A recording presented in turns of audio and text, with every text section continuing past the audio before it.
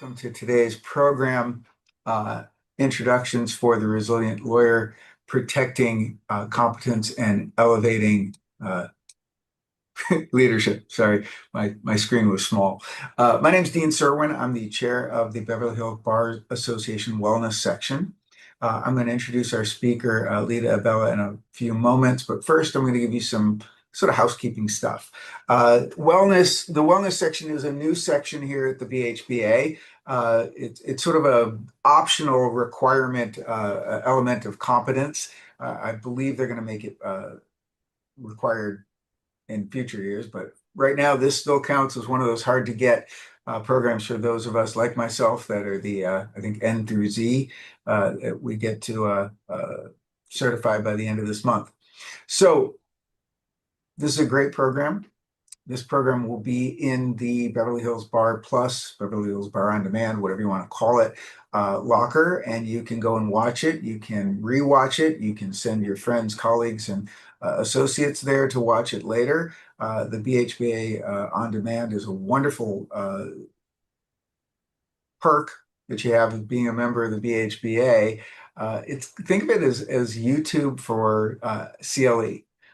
It's got exciting, up-to-the-minute programs. The BHBA, we have, oh gosh, 1 to 3 programs a day here.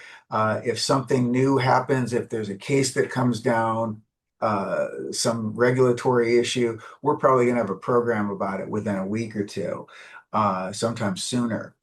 We also have these types of programs that fill in those blanks in what you may or may not know, things to brush up, but they're new. They're by actual practitioners talking about stuff that is going to be interesting, unlike those services where you pay $75 to get all your hours and they're giving you 20-year-old programs. Anyway, on with that. The emails should have been already emailed to you. They've been posted in the Q&A. This is a webinar, so while you can post questions, there's no interaction directly with Lita, but at the end, I will come back on and we'll go through the Q&A. If you have more questions about, like, where do I get the materials? When will I get my certificate? Things like that. Go ahead and post those, and someone from the BHB will answer those along the way. So I'm delighted to introduce our speaker, Lita Abella. Lita is the founder of Lita Abella Coaching, Consulting, and Mediation Services, specializing in coaching and strategic consulting for legal and high-stress professionals. It's the same thing, right? She brings over a decade of experience at the State Bar of California and including work in the Office of Chief Trial Counsel, investigating and prosecuting attorney misconduct, and serves as a volunteer mediator with the Los Angeles City Attorney's Office Dispute Resolution Program, and soon to be a member of the Beverly Hills Bar Wellness Committee. With that, I'm going to hand it over to Lita. I'm going to go off screen, but I'll be here monitoring that Q&A. Thank you, Dean. Let me get my PowerPoint up. Okay. Dean, are you able to see my PowerPoint clearly? Yes. Okay, perfect. So hello, everybody, and thank you for inviting me here. I'm so excited to present this presentation to you on the resilient attorney, protecting competence and elevating leadership. And so Dean gave you a little bit about my background. I will give you just a little bit more because you'll understand the stories that I will be providing. So my career started about 45 years ago with the Los Angeles Police Department. I worked everything from patrol, vice, narcotics, and internal affairs, and everything in between. I left at the rank of lieutenant after 20 years of service. And for the next 26 years, I've owned my own business as a licensed private investigator. I've also been in the health, wellness, and fitness industry. I worked at the State Bar of California from about 2012 to 2024. Half of that time, I was in the Office of Chief Trial Counsel, in which I assisted in the investigation and prosecution of attorneys for misconduct. And then I moved over to the Office of Professional Competence Lawyer Assistance Program. And this is where I talked to a lot of attorneys who were dealing with just overwhelm and burnout, just so many issues. They ended up these were a lot of the attorneys who ended up getting themselves in trouble, ended up getting suspension and or disbarred. And so part of the lawyer assistance program, which I'll talk more about a little bit later, was a resource that was able to help them get back on track. And like you said, I'm a mediator, I'm a public speaker, I'm also a professor of business law, and I'm a proud mom of a practicing attorney. So here's a little disclaimer. I'm not providing any legal advice, mental health advice, anything like that. Everything that I'm going to be talking about is for educational and informational purposes only. So what are we going to talk about today? I'm going to identify how stress and trauma can affect an attorney's ability to perform their services competently. I'm going to talk about the signs and symptoms of these issues. I'm going to apply the six-step Bella framework as to how we can prevent. And that's the big thing here is I want to be able to be proactive and help attorneys and legal professionals prevent getting these issues. If you do get them, there's also resources like I'm going to talk about that will help you if you're dealing with this already. And then we're going to talk about some strategies that you can utilize. First, I want to get to know a little bit about you. So if you would just scan the QR code, and then you'll be able to answer the questions on your phone. The more people that we have participate, the more we're going to learn from each other, and the more engaging and fun it's going to be versus just sitting there staring at the screen, listening to me. So who do we have out there? Let's see.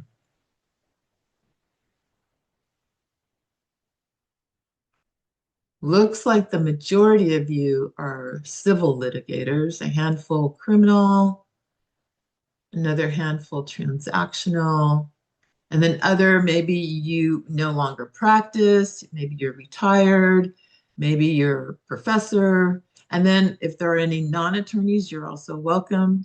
And this information is applicable to you as well. So thank you for filling out the poll. So as I mentioned, I worked in the Office of Chief Trial Counsel and I handled hundreds and hundreds of cases and saw so many things. It was an eye-opener working in the Office of Chief Trial Counsel. So this is a story about a personal injury attorney who started his own practice, getting tons of clients, making a lot of money. And when that happens, a lot of times, especially as a solo small firm practitioner, you become overwhelmed with unmanageable caseloads because you keep saying yes, yes, yes, instead of saying, no, I can only handle so many unless you're going to hire more people into your practice. But this person happened to be a solo. And so what happened was he started to become overwhelmed and he knew he needed to sleep less and work more. So what did he do? He became addicted to meth. And that just snowballed into so many negative things that happened. And he ended up stealing his clients' money from their CTA. And at the end, a disciplinary action was initiated against him for failing to communicate, failing to refund unearned fees, failing to competently misappropriation of funds, and a whole long list of violations. He ended up walking away from his practice, never even appeared at his disciplinary hearing. He was eventually disbarred and became homeless. So when this happens, when an attorney who's engaged in the law in the practice of law in California, if they die, resign, or become an inactive licensee of the state bar has to come in. They give a notice of cessation of the law practice, and the courts will have jurisdiction over a practice. So this is specifically for somebody who has no succession plan in place. They walk away from their practice. There's nobody else that was designated to step in and take over that practice. So the state bar has to come in. And this is under California Business and Professions Code 6180. So California courts shall have the jurisdiction when an attorney engaged in excessive use of alcohol or drugs, physical or mental illness, or other causes becomes incapable of devoting the time and attention to and providing the quality of service for their law practice, which is necessary to protect the interests of the client, if there's any unfinished client matter for which no other active licensee of the state bar can come in and handle that. So again, the state bar comes in, they pack up the office, and what the state bar does, and this is under Business and Professions Code 6190, they try to locate all the clients as quickly as possible, return their client files, and let the clients know that they have to find somebody else to help them with their matter, because there could be deadlines coming up. There could be motions that were, a motion for summary judgment or something that was pending and it needs to be responded to. So this is one of the services that the state bar provides, and it's an overwhelming issue that the state bar handles when they have to go in and close an attorney's practice. But the reason why I'm telling you this story is it doesn't happen that often, but we do see where attorneys become so overwhelmed due to, just overload, burnout, depression, anxiety, chronic stress, etc. And they end up getting themselves in trouble. So the duty of competence, we all remember Rule 1.1, a lawyer shall not intentionally, recklessly, or with gross negligence or repeatedly fail to perform legal services with competence.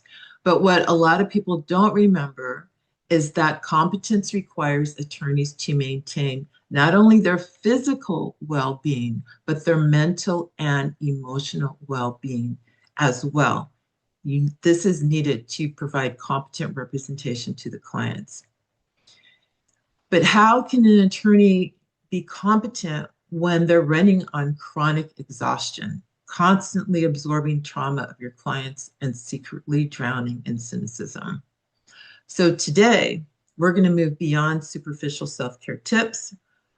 We will show you how trauma-informed practice isn't just about being kind.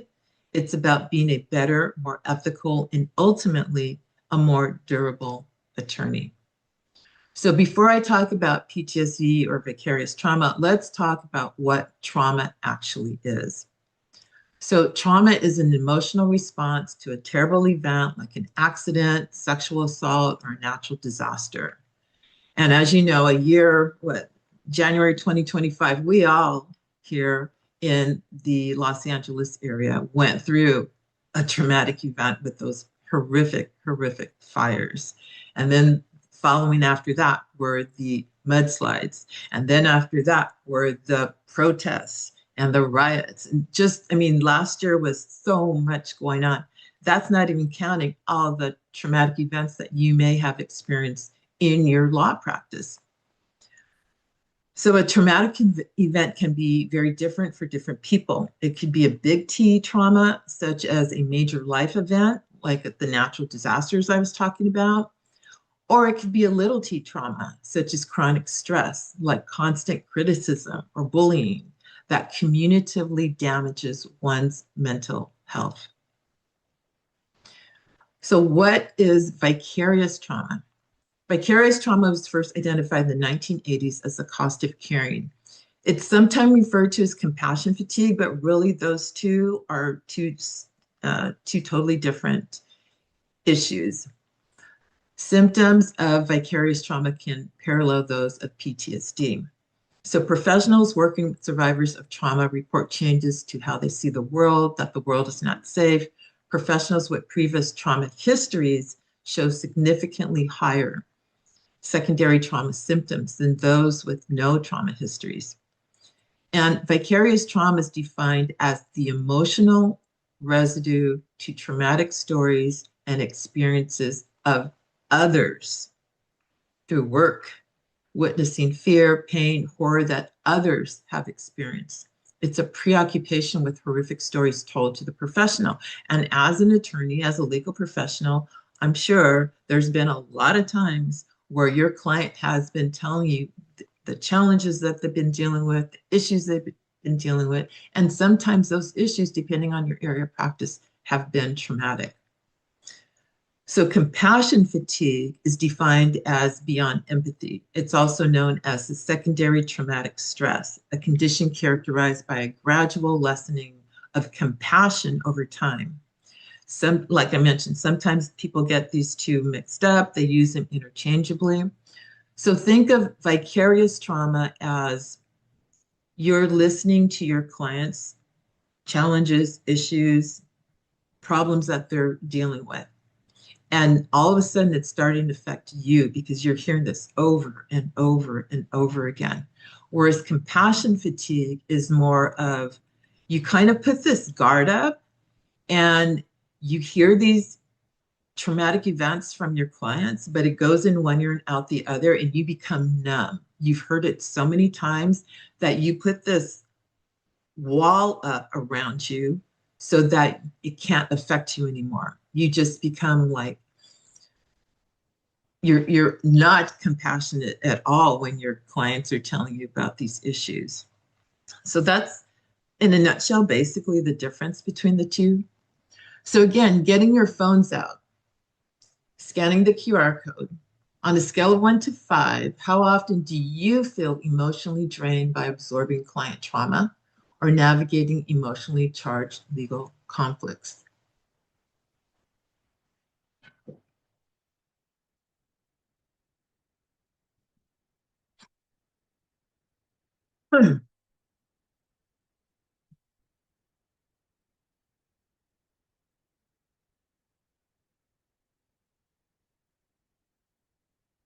So I know there's like over 50 of you on here.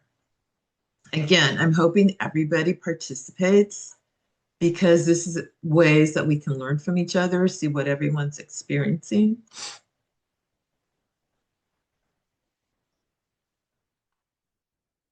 So I only have like 20 of you answering. It's very simple. Just scan the QR code. The questions will pop up on your phone, and then just, hit whatever your answer. It literally takes a minute.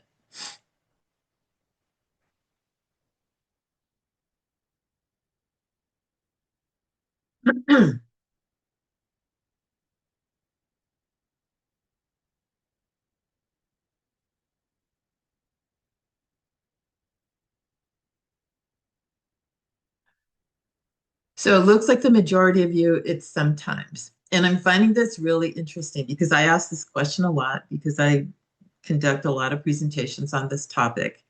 And I usually see the majority of the answers are most of the time or almost all of the time. So one of two things depends on your area of practice. If you're in an area of practice where you're not dealing with this, I can totally understand that. Or it could be that you've already set up boundaries and limitations. You already practice self-care. You already know how not to become overwhelmed with dealing with other people's trauma. And that's great. So I'm happy to see that. So what is burnout? Burnout's a state of emotional, mental, or physical exhaustion brought on by prolonged or repeated stress and chronic workplace stress that has not been successfully managed.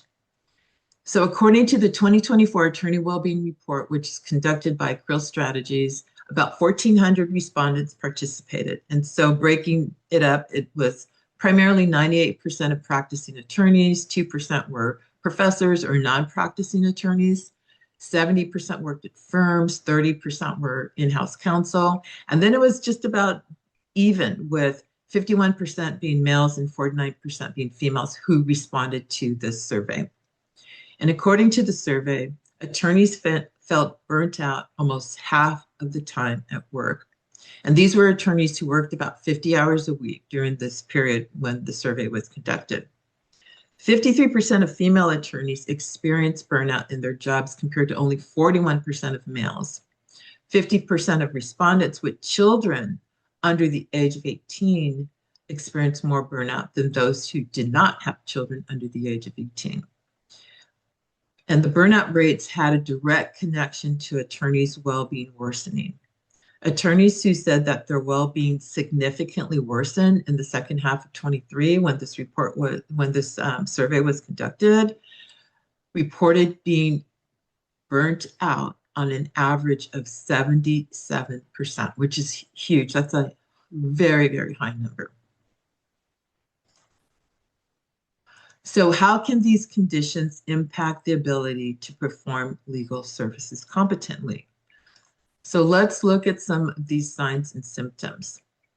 So vicarious trauma can affect individuals who work with trauma survivors, including attorneys who work with clients who've experienced trauma.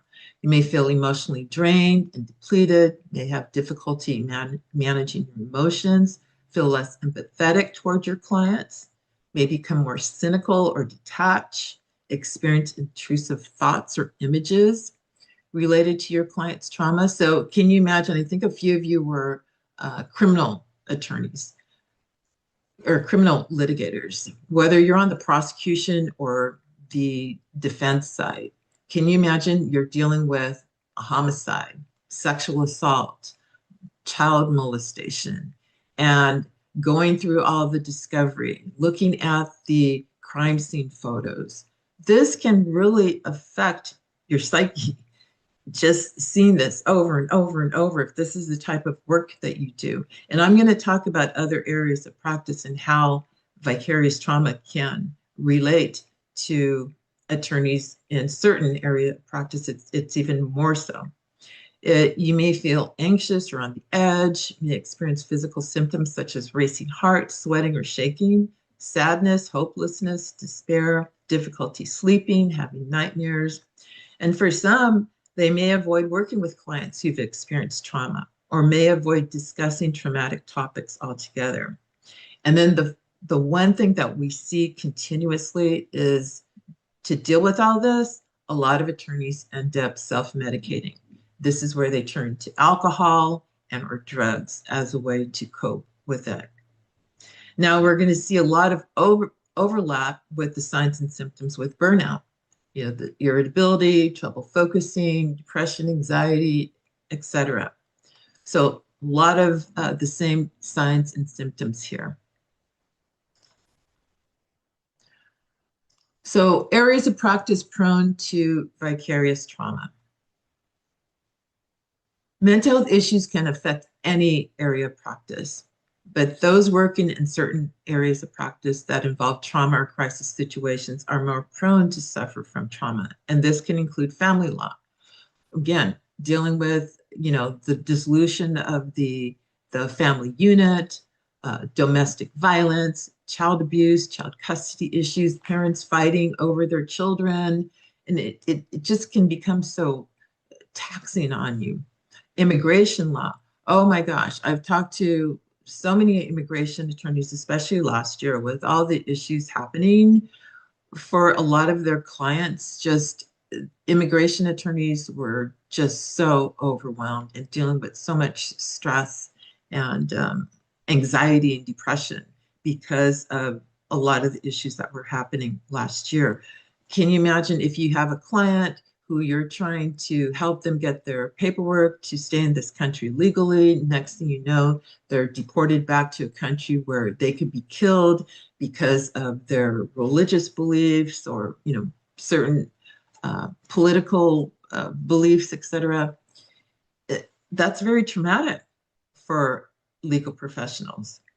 Civil rights attorneys who work with their clients who've experienced discrimination, harassment, other forms of trauma related to race, gender, sexual orientation, or other protective characteristics. Criminal law, just like I mentioned before, dealing with so many horrendous types of criminal matters. We have personal injury. You have clients who've sustained major life-threatening injuries, maybe even death, very traumatic events. And then bankruptcy law.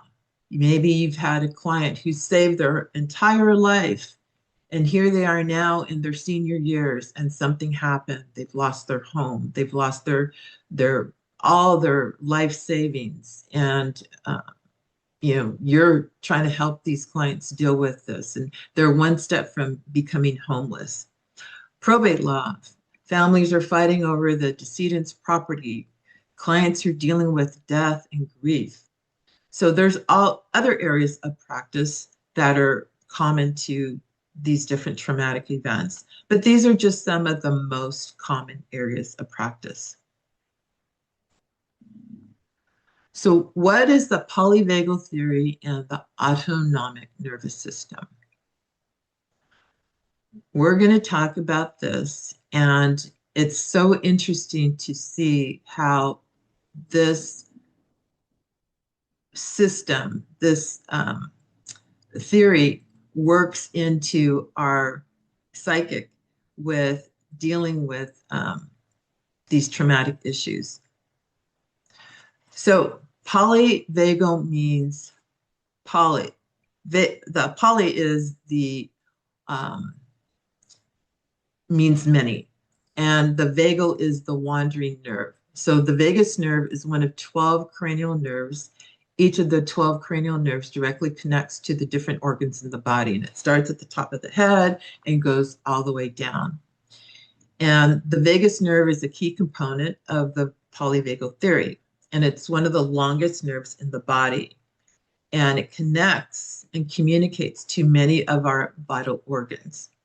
The ability to connect and communicate to so many organs allows the vagus nerve to immediately give a call to action to the biological functions needed to perform at any given moment. The vagus nerve is proposed to have a key role in self-regulation, our responses to fear, and our connection to others. So this theory gives us a neurobiological framework that connects the mind, body, and emotions, helping us to understand our behavior, particularly as it relates to trauma. So when you're burnt out, stressed, or when past traumas continue to resurface, the polyvagal theory may give you a framework that helps you understand what's going on in your body. And this was first introduced by Dr. Stephen Porges in 1994. And since this time, it's been widely used to explain how our bodies express what we experience, the ups and downs of our lived experience, be it stress, trauma, or the joys of life. And through the lens of the polyvagal theory, we're better able to understand how we handle stress, the importance of connecting to others, and how our autonomic nervous system is the key player in how well we navigate life. So the autonomic nervous system organizes our body's responses to safety and threat. So there's 3 adaptive neurophysiological states, and these adapted responses and how they move depend on the cues of our safety or threat. So the nervous system is always making quick autonomic decisions about safety, decisions that shape thinking, speech, and behavior. And the theory reframes the autonomic nervous system not just a fight or flight versus rest, but in 3 organized states. So the first state is the ventral vagal activation state. And this state supports safe social engagement, connection, empowerment, which is critical for persuasion, negotiation, and client rapport. So remember the story that I started out with the PI the personal injury PI, the personal injury attorney?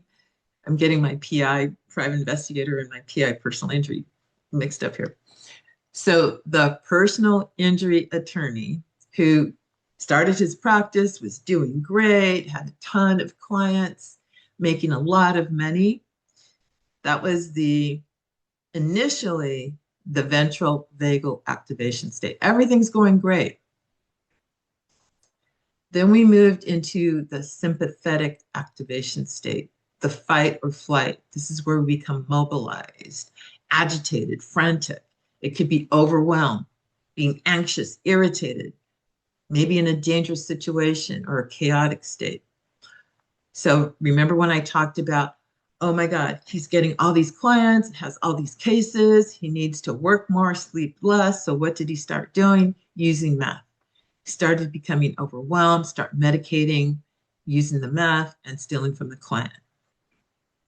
So then we move into the dorsal vagal activation state.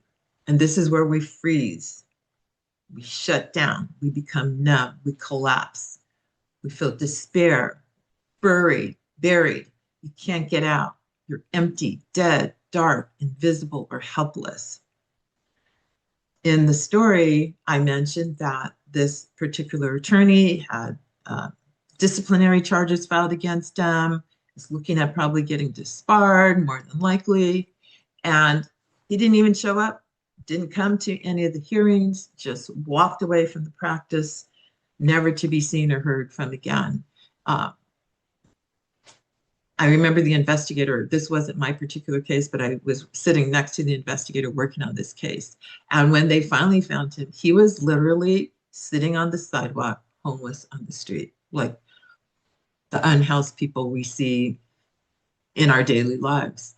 And, just so sad and overwhelming so sad to hear about something like this to happen to an attorney who was once, a great litigator.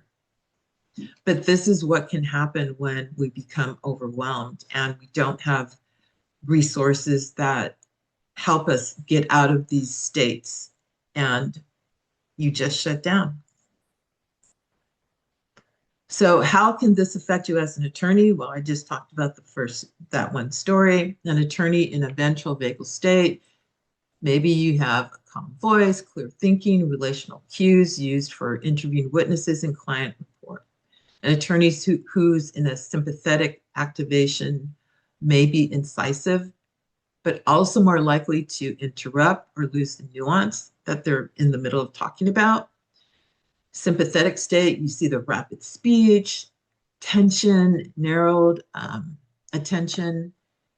That's useful in advocacy, but may miss details or escalate conflicts. And then an attorney in a dorsal vagal state may have slowed speech, a blank effect, memory gaps, risk for reduced competence in hearings, deposition, and decision making. It's like all of a sudden you're in the middle of something and boom, your mind just blanks out because your brain is going 110 miles an hour and you're trying to think of so many different things and you just become so overwhelmed that it's like, wait, what was I talking about? And I know for some of us, like I'm in the older senior generation, sometimes that can happen too because we're getting older. So a dorsal vagal shutdown can look like a sudden freeze under cross-examinations, and it happens more often than we think when somebody becomes overwhelmed. And this is why trauma exposure or chronic stress can degrade performance over time. So this is not about being weak. This is about recognizing that trauma is a professional hazard that must be mitigated to maintain your license and your effectiveness. So when somebody is dealing with burnout or trauma, they fail to meet their ethical and competent duties. Fatigue leads to poor decision-making. Cynicism, which is a core burnout trait, destroys the trust needed for effective communication. Cognitive fog compromises competence.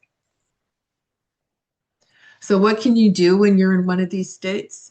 Well, deep breathing can help when you're in a sympathetic nervous state.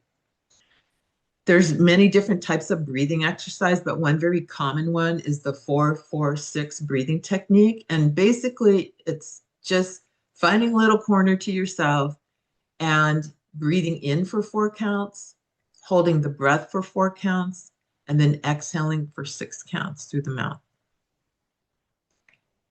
And you repeat this for at least 4 cycles, maybe 4, 6, 8 cycles, whatever you have time for, depending on what situation you're in. But the practice activates the body's neural relaxation response, and it helps to reduce the stress and anxiety that you're dealing with at that moment. It helps to slow the heart rate, helps to slow your breathing, and it helps to feel and lead to a feeling of calm. So that's something that you can do when you're in a situation that, oh my God, I feel like things are just falling apart. You just take a few moments to do some deep breathing techniques. So again, getting your phone out. Which external factor most compromises your ability to practice competently if it's applicable to you?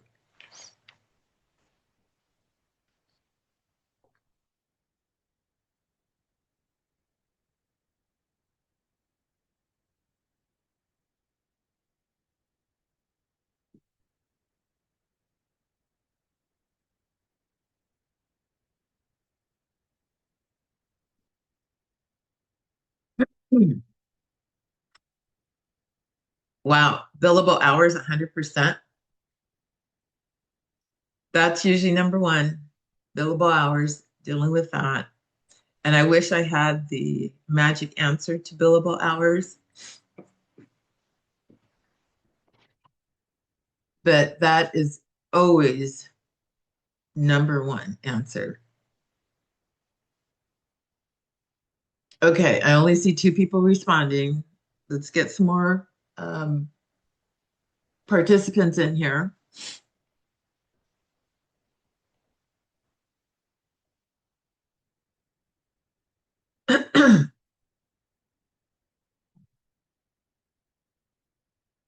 Another one I usually see is the ability, no ability to shut down. Because as an attorney, it's like you're always thinking, you're always dealing with one thing after another. You try to come home and the phone's ringing, the texts are going, the emails are coming in, and you're like, oh my God, can I just get a break here? But remember, you have the control to answer and respond to those or not. And there are going to be times where, yeah, it's going to be urgent, but not 100% of the time is urgent. And that's where creating those boundaries and limitations really need to come in. Hi, Lena. It actually, oh, it looks like the poll refreshed. We had some people say that their answers didn't come through, but it looks like we've got it. That's Perfect. weird. Yeah, I've never seen that before because I was like, what's going on? Did I lose everybody? Thank you for letting me know. Okay, so I'm seeing, um, okay, at least there's some variety here. Unpredictable workload, client demands, no ability, just what I was saying, no ability to shut down, hostile legal environment. And I hear that a lot too. Sometimes, you're a very professional attorney and you're dealing with this one opposing counsel who is just obnoxious, unruly, unprofessional, just cussing, using profanities, and just you're like, really? You're a legal professional and this is the way you talk to me as your colleague? And we know a lot of times too, there are those people who want to act all high and mighty because they want to look like they're the boss in front of their clients, and the reason why they're charging their clients so much money.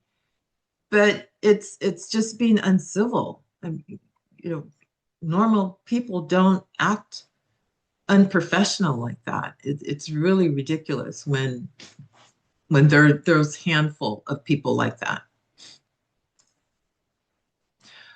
So let's look at assessments. Assessments are a great tool to figure out, I know I'm dealing with something, but what is it that I'm dealing with?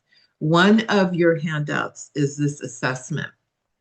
And looking at the time here, you should have received that, I believe, prior to the webinar, but I believe it's also in the chat box if you didn't receive it.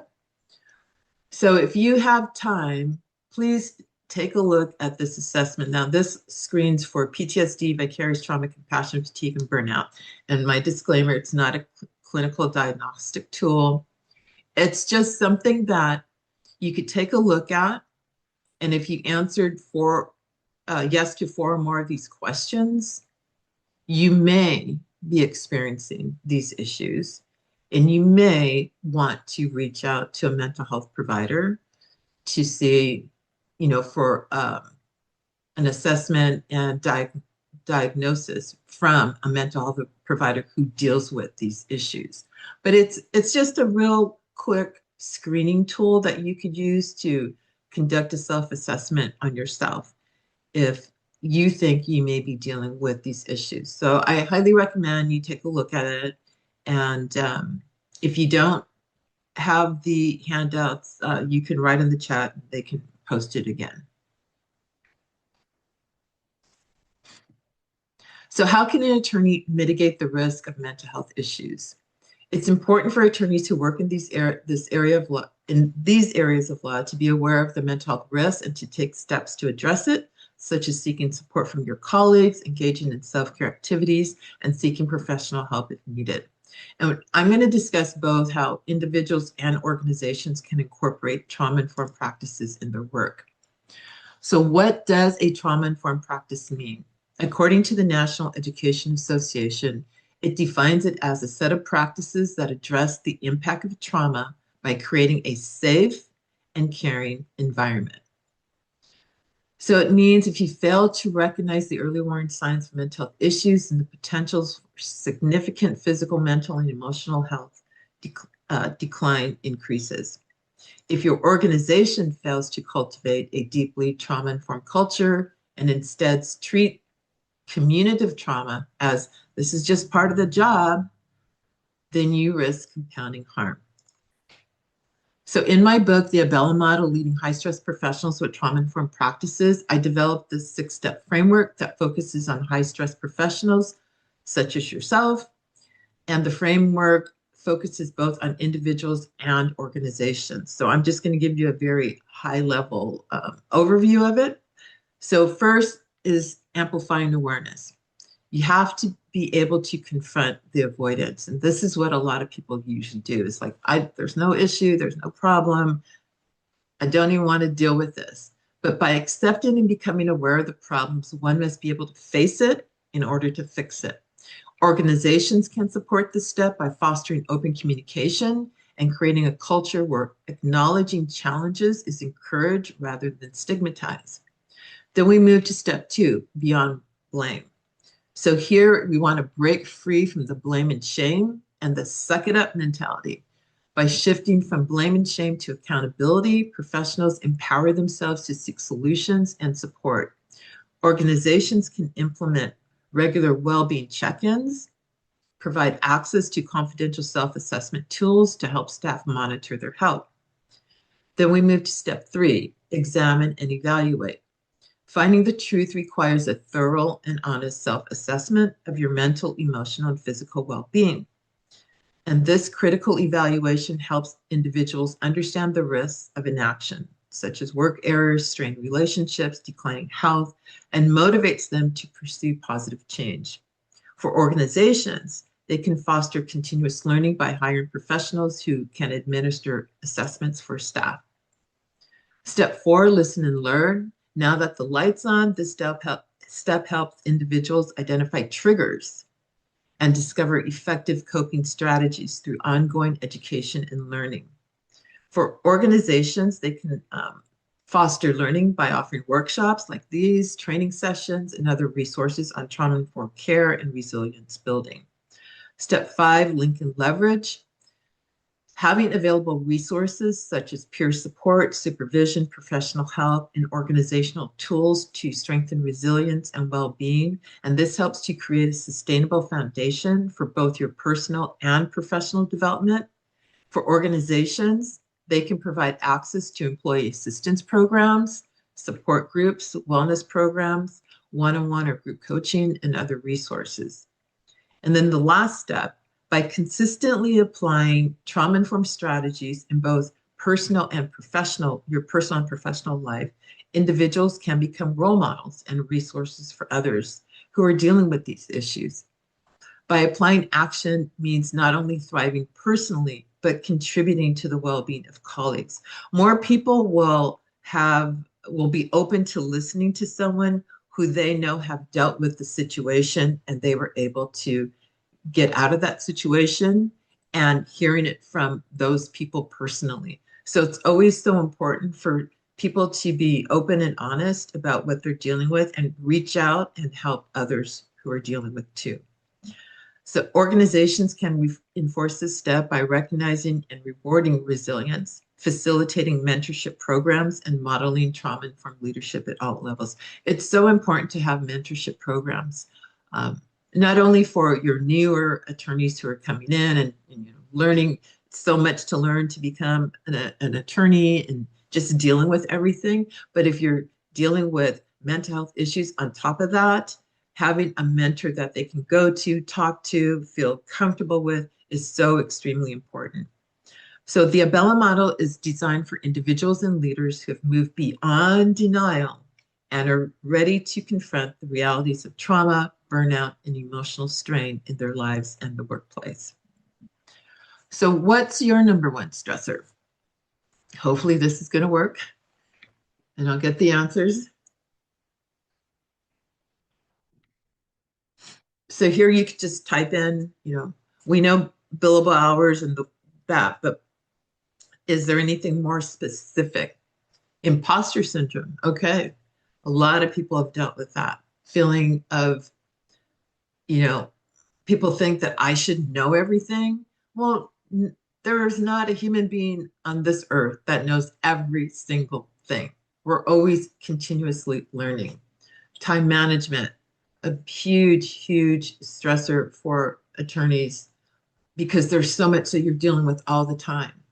Not good enough, uncertainty, uneven income stream, family needs, balancing that work life, and feeling guilty, especially for parents who have, especially if you have young kids, that you feel I should be giving more attention to my family, my husband, my wife, my kids, but I also have to work.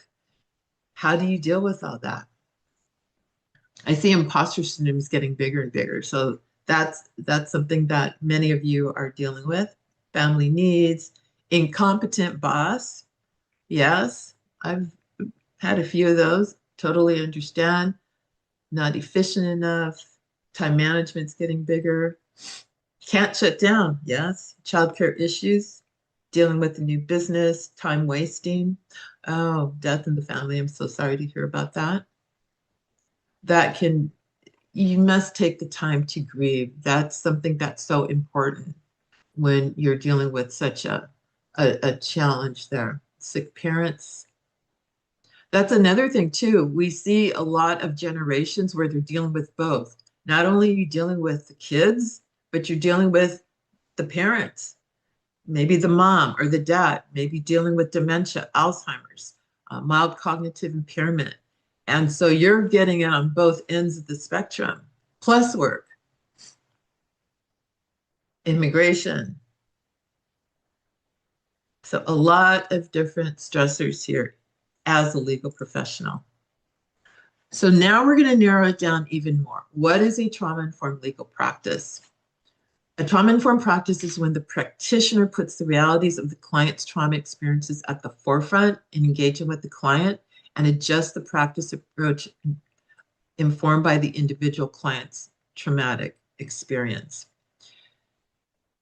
It's a practice that aims at reducing, re-traumatizing the client and recognize the role that trauma plays in that lawyer-client relationship.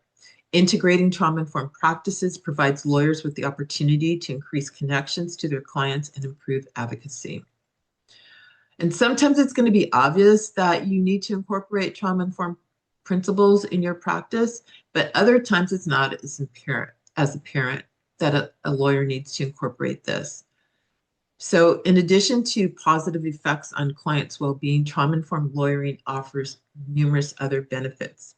Clients who feel comfortable with you are more likely to tell you more of those details that you need, more of those facts that you need to prove the elements of whatever it is that you're trying to prove. they just feel like this person understands me. They know how to talk to me. They know how to ask me questions, and they have that compassion there when they're dealing with whatever it is the client's dealing with. So for organizations, talk about secondary trauma. People need to be trained to know what it is, how to recognize it among themselves and their staff. Some organizations use surveys, and the surveys can help employees recognize a developing problem before it gets out of control. Focus on changing the workplace and the organizational culture. Do you work in an office where it's like every day, nobody leaves till 8 o'clock, or it's a badge of honor to work long hours? Everybody's expected to respond to emails and texts within 5 minutes or 24/7 on the weekends while you're on vacation. That culture needs to change. People who are working around trauma need regular defined breaks in their schedule. You cannot be on 24/7. Create a supportive atmosphere. Do supervisors take time to support employees? Is it the kind of firm where everyone one-ups each other about gruesome details and then they laugh about it? And you also have to remember, it's not only you as the attorney, but your support staff, your investigators, your law clerks, your paralegals, your secretaries, and so forth. They're reading all this discovery and looking at all this evidence for you, and they're dealing with this as well. So you need to be compassionate with them as well. Be sensitive when discussing cases. Use greater sensitivity when discussing case details. Even though employees may seem numb to the trauma, some topics being discussed can be sensitive for some people in the room, and they just don't want to let you know that they're suffering. So tone down the discussions, not go into detail unless it's really important and that needs to be discussed. And then normalize the conversation about these issues: trauma, mental health, depression, anxiety. Organizations should spread the message that trauma symptoms are not a sign of weakness, that it's normal response to doing this kind of work, and train employees so that they understand the symptoms and can talk about it openly. The more we talk about it, the more we are going to reduce the stigma of these issues. And the more we reduce the stigma, the more people will reach out and get help. So I remember a female attorney who came up to me when I was doing a presentation, and she said, "You saved my life." And I was like, "What? I've never seen this person in my life before." And what she explained to me was, I had talked about the lawyer assistance program, and this was like during COVID when she had to make big decisions about, firing her staff because, workload was decreasing, just so many things were going on, and her staff was like her family. She was a solo practitioner. While this was happening, her marriage was falling apart. She started drinking more, and she started drinking out of control, and she ended up enrolling herself voluntarily in the lawyer assistance program, which is part of the state bar, which is open to law students, bar applicants, and attorneys. And from there, she learned the strategies and tools to help her manage everything that she was going through, I should say, because she was like one step away from just spiraling out of control, losing her practice. She did end up getting divorced, but she said that was for the better, and now she's a better person. So reaching out, talking to people, getting help is so important. So this is one of your handouts, which wealth of resources here. The ABA has a toolkit, a well-being toolkit. The ABA Commission on Lawyer Assistance Program has a lot of resources, podcasts, webinars, etc. Different bar organizations like this one, the Beverly Hills Bar Association. It's great that you belong to these organizations that have so many resources for you. CLA has a health and wellness committee. I found out recently that the Beverly Hills Bar Association has a health and wellness committee, which I'm so excited to join and be a part of. And I really encourage more people to join wellness committees, because this is the place where we can talk openly about these issues. Lawyer Depression Project is a great resource. They're all over the country, and it's free. And not only is it open to attorneys, but for your non-attorneys as well. I talked about the Lawyer Assistance Program, which is part of the state bar. Another great resource that you can utilize and so on. So anyway, this is one of your handouts. Coaching is another great resource that can help attorneys. So with my 12 years of experience at the state bar, I saw hundreds of attorneys dealing with substance use and mental health issues and who ended up facing disciplinary charges, malpractice lawsuits against them. And it's so important to reach out and get help. There's so many resources out there. About 95% of the attorneys that I investigated personally were solo and small firm practitioners. So being a resilient attorney can help you avoid these types of situations. I'm actually a leadership and executive coach. And so if this is something that you may be interested in or your law firm may be interested, feel free to reach out. Also, your clients may need coaching too. So coaching can help with enhanced client communication, mindset transformation. You know, there's a lot of clients out there who are like, I don't want to testify. I can't go through this again. I can't relive the story again. But by having somebody help them and coach them through this, shifting their mindset on as to why it's so important for them to get on the stand and tell their story, that's something that can be done through coaching. So before we end, there's still a few more slides left. This is the last time you need to scan a QR code. I would love to get your information and your input on my presentation. So just scan the QR code. It'll literally take like a minute. And I'm going to actually play some nice, relaxing music while you do that. I would love to get to some of these questions that we have in the Q&A. Okay. If we could do that would that be possible? Sure. Let me just grab some water real quick.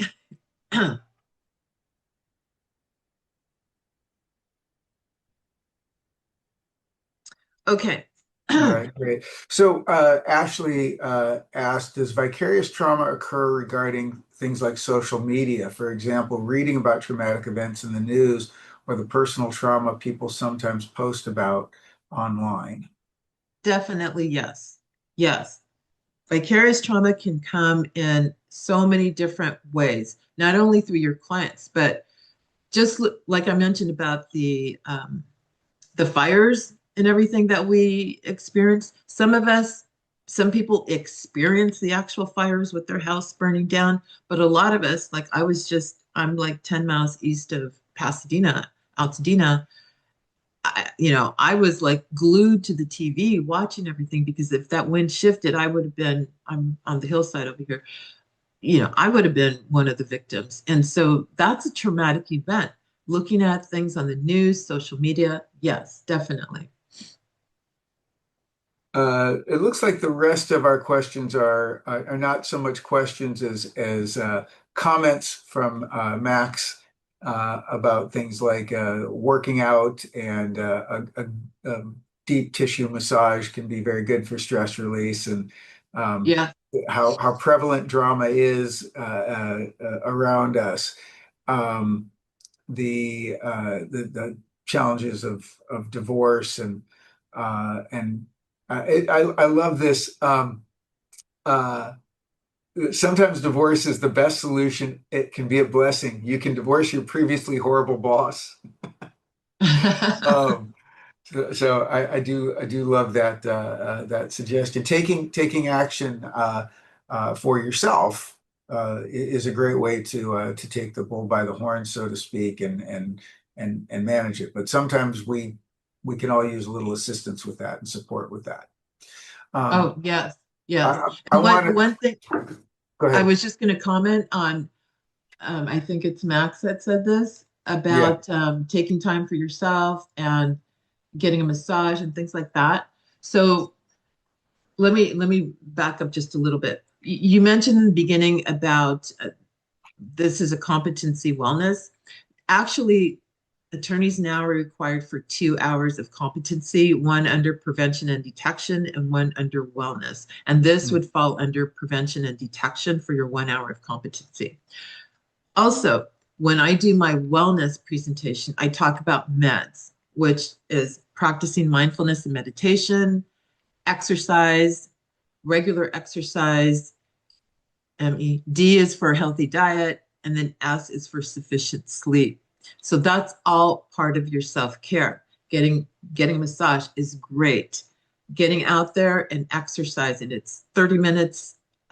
If you do 150 minutes a week, which equates to about 30 minutes a day, 5 days a week, that gives you 2 days off to rest and recover. And that day you can go get your massage.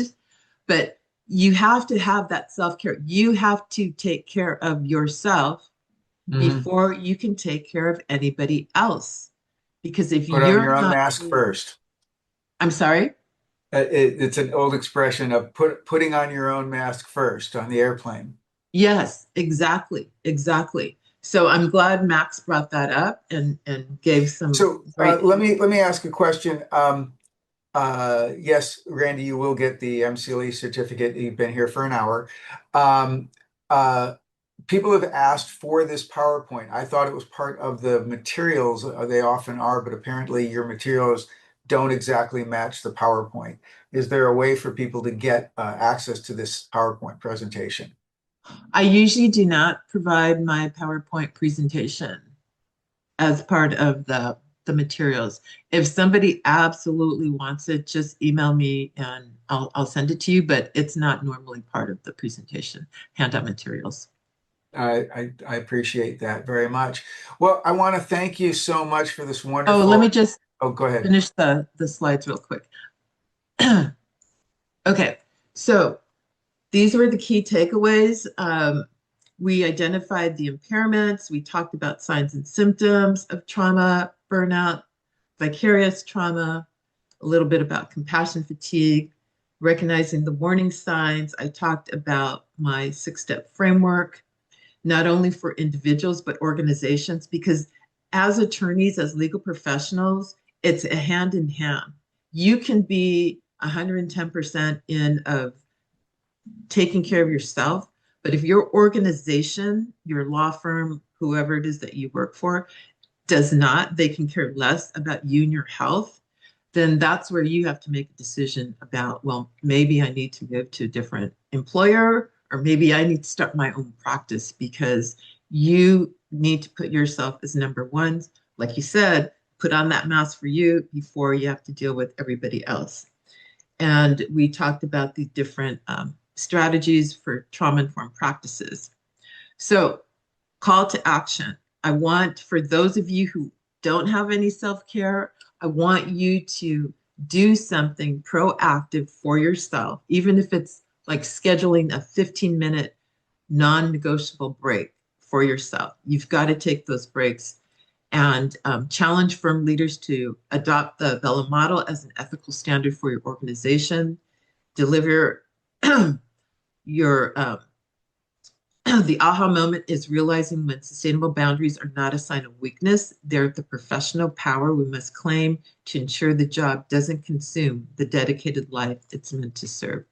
Here's my contact information, and thank you so much for inviting me here. I hope you enjoyed the presentation. And thank you, Dean. Thank you, Lita. I'm excited to have you join our committee and look forward to developing some further programs with you. Thank you, everyone, for being here. Again, your certificate for this, one of those hard to get hours, will be in your locker with the BHBA. It was one thing I didn't mention in my opening remarks. It's another bonus perk that we have when it comes to doing your compliance with the bar. If you've done well, if you've done all of them through the BHBA, it's a couple of clicks, and if you haven't, it'll add to your spreadsheet with the bar what you have done through the BHBA. If you've got hours you need to get in the next 21 days, I encourage you to check out the BHBA On Demand. There are hundreds of programs in there, including several for each of the required hard to get hours. So with that, I'm going to say thank you and have a great day. Thank you.